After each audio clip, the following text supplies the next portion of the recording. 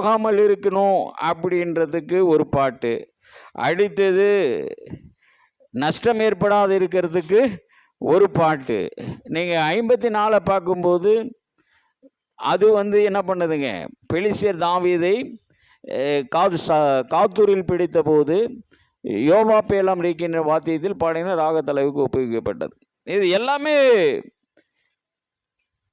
இருக்கு. நீங்கள் 56:13 பார்த்தீங்கன்னா, நான் தேவனுக்கு முன்பதாக ஜீவனுடைய வெளிச்சத்திலே நடக்கும்படி நீர் என் ஆத்துமாவை மரணத்துக்கும் என் கால்களை இடறலுக்கும் தப்பி வியாதிருப்பீரோ அப்படின்னா, உம்மாலே நான் தப்பிக்க வழி இருக்கிறது.